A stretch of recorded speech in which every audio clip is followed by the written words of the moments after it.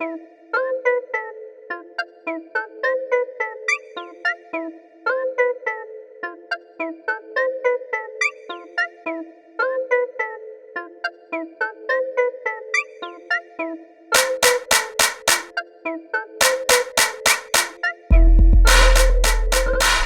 welcome to the third episode of Wow, Words of Wisdom. I'm gonna be your host today, right, mine. The last two episodes you saw me with Design when he is indisposed. I'm gonna spread a lot of gossip about him throughout this entire show so that you can tell it to your friends. And we're gonna treat him like Where's Waldo? It's Where's Design when. So the first gossip news is this mug was in the bathroom boo-booing. Yeah, spread that one. All right, maybe he'll come back. We don't know. Pepto-Bismol works wonders. This just in. Food alert. So, Country Time lemonade and Kool-Aid powder drink mixes have been recalled due to a presence of metals or also glass in it. They discovered this just recently, and it's going to be for the products of the 19-ounce and the 82-ounce drinks and the on-the-go sticks during the production of June 13th and October 3rd. So check your packages if you drink Kool-Aid or Country Time. I personally don't drink Kool-Aid or Country Time because it's just a lot of dye and preservatives and things, and then you add sugar and water. I much rather have juice, but you know, whatever floats your boat. Some people like grape drink, some people like grape juice. All right, so definitely keep your eye on that if you do drink Kool-Aid or Country Time lemonade. All right, so the next thing that I have on a food alert is FDA announced there is an outbreak of ecoli on November 16th with regard to spinach. Oh my goodness. So there were 10 illnesses reported, the spinach, and basically they were able to like pinpoint it to Josie's organic brand of baby raw spinach. So check your refrigerators for that. If you have that, you may want to go ahead and throw it out. They said that it does make you sick. You can have illnesses such as like diarrhea, stomach ache, cramps, things like that. You don't want to mess around with it. There's no way to clean the E. coli off. E. coli is basically a bacteria. So you definitely want to be careful about that. When I read the article, I was a little frustrated because I was like, dang, man, it's Thanksgiving. I'm trying to eat my greens. I don't know if I want to skip them. But they said it was just organic Josie. So let's just look out for that brand and maybe not purchase it. It's the people that were affected was from ages 2 to 71 years old. And basically, you know, when I was looking up E. coli, you can find it in like unpasteurized things such as milk and apple cider are likely to have E. coli. I don't drink unpasteurized things, and I don't really drink milk anyway. So all right, I do remember a couple of weeks ago there was another outbreak of salmonella on raw onions. So you definitely want to go ahead and cook your onions very thoroughly, and they weren't able to pinpoint exactly which brand on the onions. Opened. All right,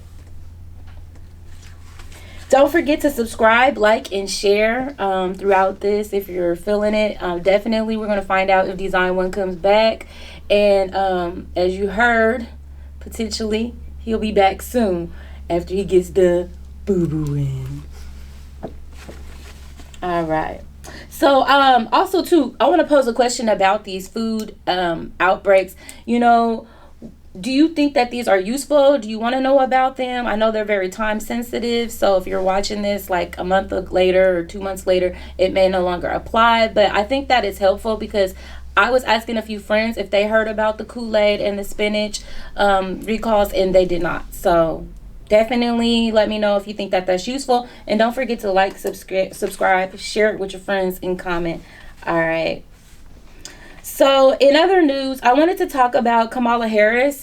She was the first woman with U.S. presidential powers. Basically, President Biden had to have a routine colonoscopy that was going to put him under some anesthesia. And I guess as a protocol, they transferred the powers to the vice president. So Kamala Harris had got to be vice president for about 83 minutes or 85 minutes while he was sedated. And this happened on November 19th from 10:10 to 11:35 a.m. And so when I read that article, I was like, routine colonoscopy, huh? And I was thinking about how, I don't know if you know, but just like a couple weeks ago, he at the COP26 conference that him and Obama and a lot of other powers that be were there, he farted in front of the Duchess. Oh my gosh, he farted in front of the Duchess of Cornwall.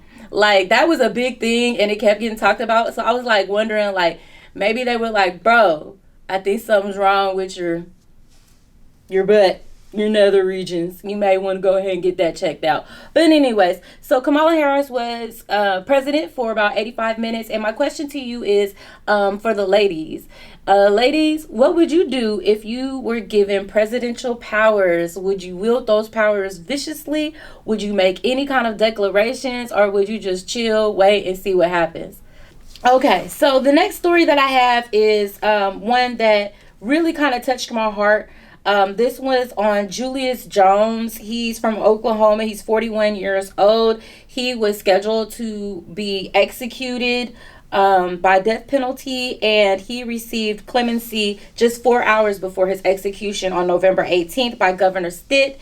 This was really huge because this was a murder trial back in July of 99 where he was claimed to be innocent. The scenario was him and possibly another friend were participating in potentially a carjacking. The weapon that was used was found in the home of Mr. Jones, and as a result, both he and the accomplice were underneath a trial. He basically got all the charges pinned on him, though he claimed innocent, though he claimed that he was actually at home with his family. So what this all boils down to is that this particular Governor Stitt, he went ahead and he gave him parole without the possibility of, he gave him life in prison without the possibility of parole. And he also put a stipulation on there that there's no future governor or legislature that could come down to change that decision. So ideally in the future, if something was to come down where the governor did want to commute the sentence even further, he would not have rights to do that. And I'm not sure if that's actually legally something that he could do, but that was a stipulation in there. I believe the family is still fighting to have that looked into and reviewed. And so my question to you is this, and before I even get into that, I kind of want to highlight who this young man was.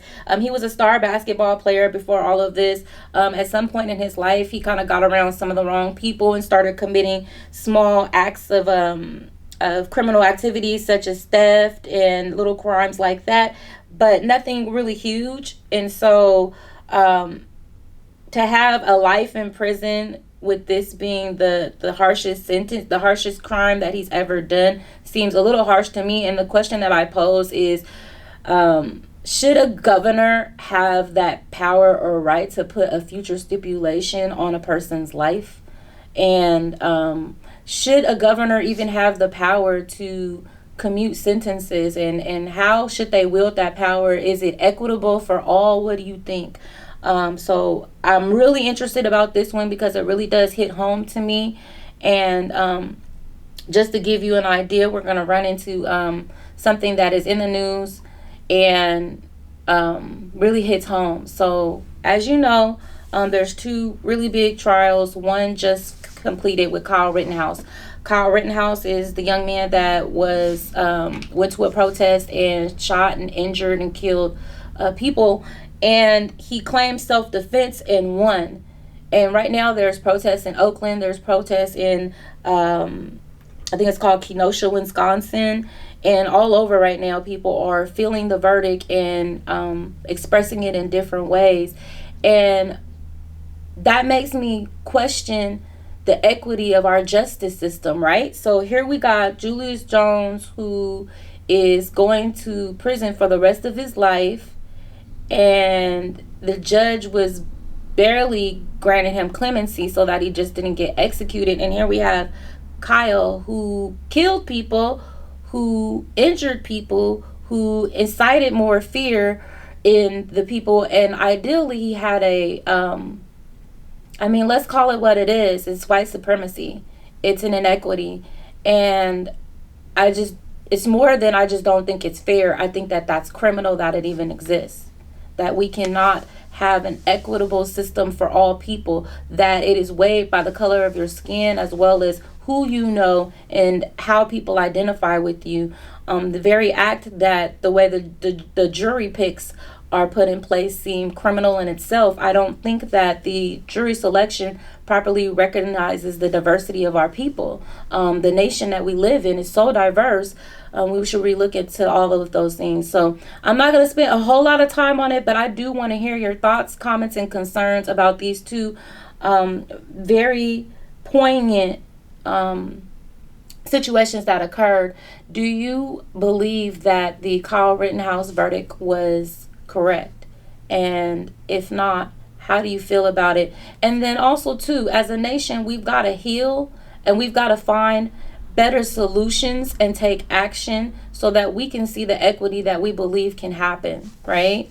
So this is a huge one. If you can take a moment of your time to just give a comment, I will be reading those comments, and I look forward to seeing them. Thank you. Don't forget to like, share, and subscribe.